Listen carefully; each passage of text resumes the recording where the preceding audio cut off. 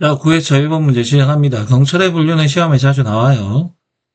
분류 기준을 물어보는 문제와 자치경찰과 국가경찰의 차이를 물어보는 문제, 이렇게 두 종류로 크게 나눌 수 있는데, 지금 보시는 1번 문제처럼 한꺼번에 나오는 경우도 있지만, 각각의 문제로 두 문제가 동시에 출제되는 경우도 있죠.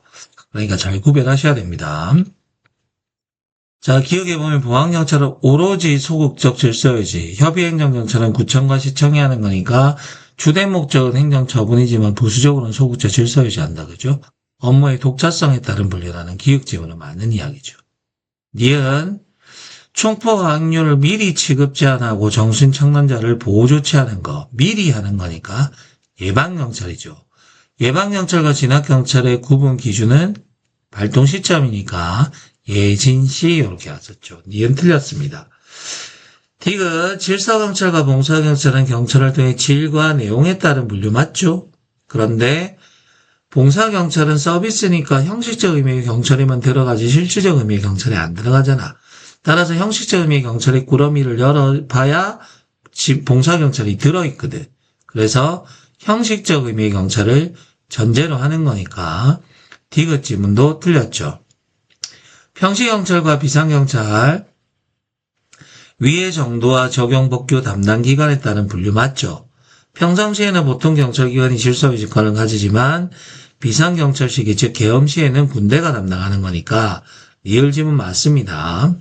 자치경찰 제도는 각 지방 특성에 맞는 경찰행정이 가능하다는 거 맞는 이야기고 관료화돼서 국민들에 대한 봉사가 전해질 수 있다는 것은 국가경찰에 관한 설명이니까 미음 지문 틀렸네요. 니은, 디귿, 미음 세 가지가 틀린 게 됩니다. 자, 이번 문제 봅시다. 사회계약설로부터 도출되는 경찰활동의 기준. 공정한 접근은 그렇죠. 차별하지 마라. 그죠?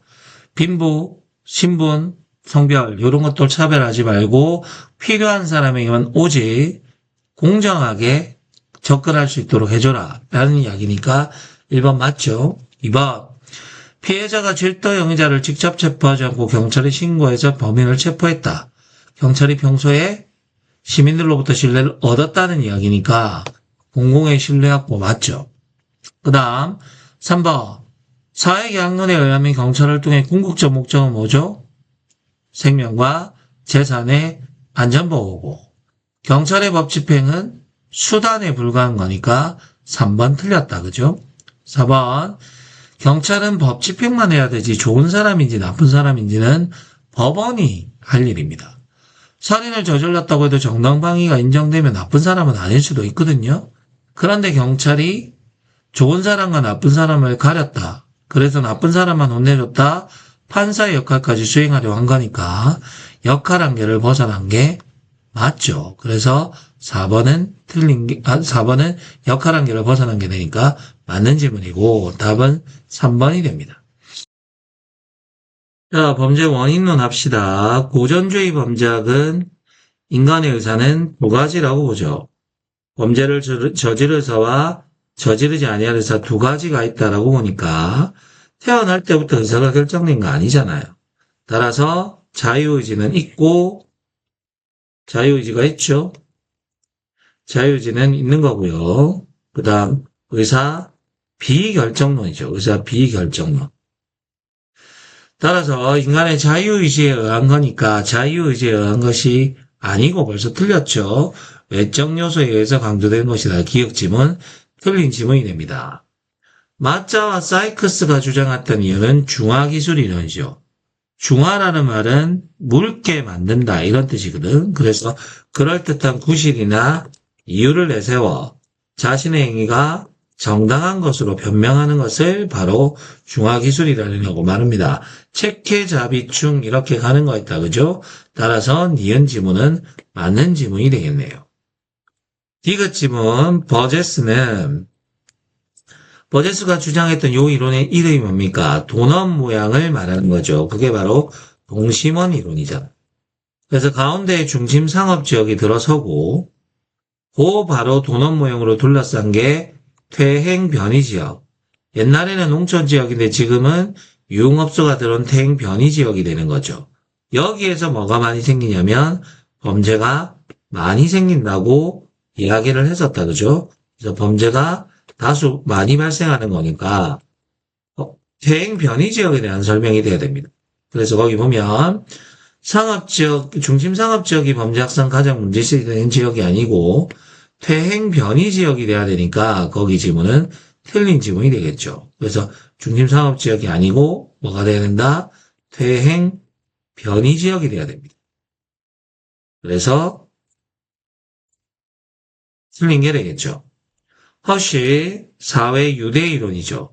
사회적 유대가 약화되면 나를 알아보는 사람이 적기 때문에 함부로 행동할 가능성이 많아지잖아요. 그래서 범죄가 일어난다는 거니까 리을 지문은 맞고요. 기읍과 디귿 지문 두 가지가 틀린 게 되겠네요. 답은 2번입니다. 4번 문제 비교 경찰 영국 경찰입니다. 영국 경찰의 조직 수도경찰청에서 장설 순서를 물어보는 겁니다. 국가범죄수사국 그리고 국립범죄정보국 요 순서가 바뀌었어요. 국립범죄정보국이 먼저고 그걸 합쳐서 국립범죄수사국이 되고요. 그리고 중앙중대조직범죄청이 된 거기 때문에 순서가 바뀌었습니다. 그 다음 2번 잉글랜드와 웨일즈는 대학 경찰이 있죠. 그래서 대학 군의와 인접 사말위원회를 관할하는 거 맞고요.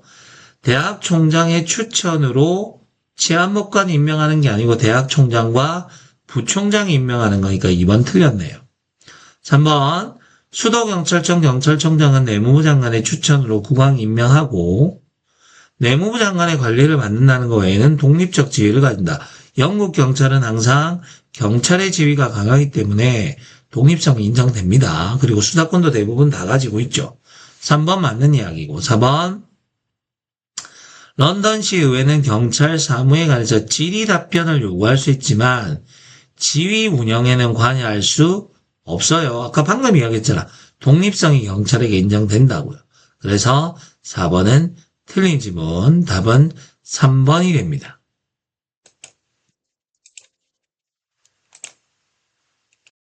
자, 5번 문제 봅시다. 경찰 공무원 승진 임용 규정입니다. 자, 거기 우선 근무 성적 평정 나오죠. 1번에 평정은 평가 이야기합니다. 그래서 심사 승진 이야기하는 거 우리 어디까지 올라간다? 그렇죠. 총경까지 가는 거니까 총경 이하 이렇게 되어 있어요. 1번 틀렸죠. 2번 근무 성적 평정 결과는 공개하지 않습니다. 다만 끝나고 나면 대상 즉 본인에게 알려주는 건 가능하죠. 2번 맞는 이야기네.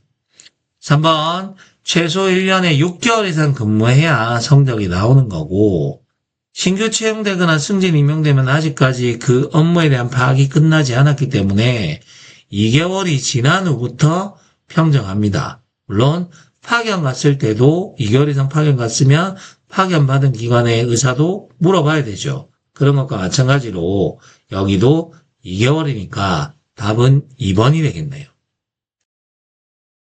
경찰관 직무집행법 대단히 중요합니다. 보호조치 있죠? 정주자, 미병부 이렇게 갑니다. 자살을 시도하고자 하는 사람이 물건을 들고 있더라. 그러면 경찰관세 임시형치 가능하죠? 그 기간은 요리 며칠이었다? 그렇죠. 10일이 되는 거니까 1번 지문은 틀린 지문이 되겠다. 그죠? 2번 가서 봅시다. 손실보상을 청구할 수 있는 권리는 안 날로부터 3년, 발생한 날로부터 5년이니까 2번 지문은 맞는 이해가 되겠네요. 답은 2번입니다. 그 다음 손실보상심의위원회 예전에는 57이 맞았죠? 지금은 바뀌었죠? 뭐였죠? 79죠. 7명 이상 그리고 9명 이내가 되는 거니까 역시나 3번도 틀린 지문이 되고요. 자, 4번 봅시다. 자, 맨 마지막에 키워드가 뭐였죠? 벌금형이죠. 제가 왼쪽 기준 따로 외우고 오른쪽에 금액 따로 외우자고 이야기했다. 그죠? 벌금형 같은 경우는 예전에는 30만 원이었지만 지금은 얼마? 100만 원 이하로 바뀌었으니까 4번도 틀린 지문이 되겠네요. 자, 7번 갑시다. 7번 중요하고요. 개인적 공권은 공적인 권리니까 대표적인 게 경찰 개입 청구권이죠. 쉽게 이야기하면 국민이 경찰에 대해서 또는 행정청에서 무언가를 요구할 수 있는 권리라고 생각하면 됩니다. 그러면 이 개인적 공권은 넓게 인정하는 게 당연히 좋겠죠. 공법상 계약 통해서도 당연히 인정할 수 있고요. 꼭 성문법 아니라도 상관없습니다. 성문법으로 인정되는 경우도 있겠지만 조리 같은 불문법으로도 개인적 공권은 얼마든지 인정될 수 있다고요. 인정하면 인정할수록 국민에게 유리한 거니까 1번 지문은 틀린 게 되겠죠. 그 다음 2번 지문 봅시다. 재량권이 0으로 수축돼요. 원래 재량이 있을 때는 해주든 안 해주든 행정처 마음이지만 재량권이 없어지면 이제는 해줘야 되는 의무가 발생하고 이 의무가 발생하면 개인적 공권이 하나 더 생겨나는 거니까 개인적 공권은 확대되는 거죠. 그 다음 개인적 공권은 사적 사건처럼 자유롭게 포기할 수 없습니다. 사적인 권리는 포기할 수 있지만 공적인 권리는 함부로 포기할 수는 없다고요. 그 다음에 4번 헌법상 기본권 규정으로부터 개인적 공권이 원칙적으로는 바로 도출되는 경우는 잘 없는데 바로 도출될 수 있는 경우도 있습니다. 그게 바로 뭐냐면 자유권 같은 경우죠.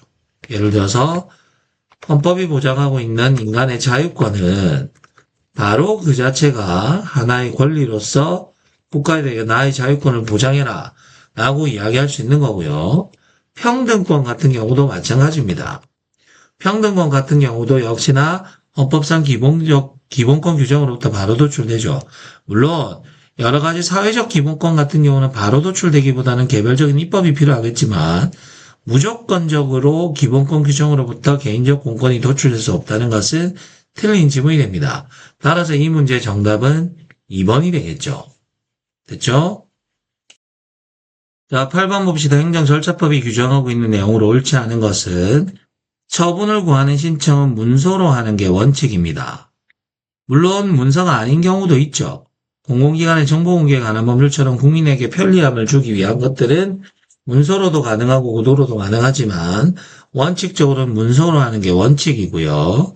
행정청은 구비 서류, 필요한 서류라든가 이런 것들 다 게시해야 됩니다. 그 다음 국민 생활에 매우 큰 영향을 주는 사항이나 그 밖에 널리 국민의 의견을 수렴할 필요가 있는 사항 정책 그리고 이런 것들이라고도 예고로 인한 공공의 안전과 복리에 현저히 우려가 있을 때 그럴 때는 예고하지 아니할 수도 있는 거고요. 행정 지도는 내가 부탁이라고 이야기했죠. 그래서 임의성을 전제로 하기 때문에 따르지 않았다고 해서 불이익한 조치하면 안 된다고요. 그런데 공무원이 행정 지도라는 형식을 띠긴 했지만 뭔가 모르게 국민에게 강압적이야. 그러면 의견 제출할 수 있다는 3번도 맞습니다. 4번에 가서 보시면 자 행정청은 행정계획을 공고하라고 되어 있는데 우리는 행정을 알려주는 행정예고가 있고요. 행정상 입법예고가 있습니다. 행정상 입법예고가 원칙적으로 40일 이상, 자치법규는 20일 이상이고요. 행정예고는 20일 이상이고 줄여도 10일 이상이라고 하는데 지금 4번의 지문은 뭔가 행정계획에 관한 이야기니까 이런 지문은 없습니다. 됐죠? 행정 40일 이상인 걸로 봐서 행정상 입법예고와 비슷한 것 같지만 행정계획에 대한 규정은 없어요. 따라서 4번은 틀린 지문이 됩니다. 자, 9번 봅시다. 운전면허, 국제운전면허증을 받았어요. 어디에서? 외국에서. 그러면 한국에 입국한 날로부터 1년 이내 기한이죠. 그죠? 그런데 그 사람이 우리나라에서 자꾸만 사고치고 다닌다. 그래도 절대 우리나라 면허는 우리가 준 면허가 아니기 때문에 면허의 효력은 건드릴 수가 없고요. 운전만 1년 동안 못하게 할 수 있다 그랬죠. 어쨌든 기산점은 입국한 날부터 1년이니까 기억지문 맞죠? 임시운전증명서, 운전면허증을 잃어버렸을 때 그것과 유효한 같은 효력을 가지는 임시운전증명서, 유효기간 중에는 운전면허증과 동일한 효력 가집니다. 원칙적으로 20일, 취소 정지 처분 대상자는 40일, 한 번 연장 20일씩 가능하니까 최대 기간은 40일, 60일. 니은 집은 맞습니다. 디귿. 우리나라 사람이 시도경찰청장에게 가서 국제운전 면허증을 발급받으려고 하는데 밀려있는 납부하지 아니한 범칙금이나 과태료가 있어요. 그 금액이 대단히 크면 내고 오셔야 발급합니다. 라고 할 수 있지만 금액이 적으면 일단 발급해 드릴 테니까 여행 갔다 오시면 꼭 내셔야 됩니다. 라고 하는 경우도 있죠. 발급을 거부할 수 있다. 다만 납부기간 중에 있는 경우에는 그러하지 아니하고요. 연습운전 면허는 도로주행 연습하는 거니까 그거 가지고 버스나 택시나 이런 것들은 안 되죠. 사업용 자동차는 운전할 수 없다. 디귿과 리을이 틀린 지문이 됩니다. 자, 마지막 10번 문제 갑시다. 변호사인 유는 몇 년간 변호사 생활 후 판사에 지원하기 위해서 시험을 통과하고 지원하기 위해 시험을 통과하고 면접을 치르기 위해서 면접장에 들어왔어요. 자, 신원조사 관련해서 제가 사례를 만든 겁니다. 실제 있었던 일을 가지고. 변호사인 윤이 판사가 되기 위해서는 신원조사가 필요한데 공무원 임용 예정자 중 예전에는 공무원 임용 예정자 모두가 신원조사 대상이 되었지만 지금은 그거 아니다. 그죠? 국가안전보장에 한정된 국가기밀을 취급할 직위에 임명될 예정인 사람이기 때문에 가능한 거죠. 1번 맞습니다. 2번 신원조사를 통해서 알 수 있는 건 충성심과 신뢰도지 성실성과 청렴도는 여기 안 들어가죠. 2번 틀렸네요. 3번 만약에 변호사 윤이 판사가 되기에는 뭔가 애매한 부분이 있어요. 국가안보에 대해서 저해하는 행위를 평소에 했다. 이런 것들이 있으면 관계기관장이 요청해서 국가정보원장이 실시하는 거지 국가정보원장이 직권으로 하는 건 없어졌다라고 이야기했다. 그죠? 그리고 신원조사는 간접조사가 원칙입니다. 왜? 직접 조사를 하면 고문하니까. 부득이 직접 조사를 할 경우에는 보안에 유의해야 되는데 변호사 윤의 판사 지원 면접에 국정원 직원이 직접 참여했다면 이거는 상권분리 문제가 될 여지가 있다. 4번은 맞는 이야기죠. 답은 2번입니다.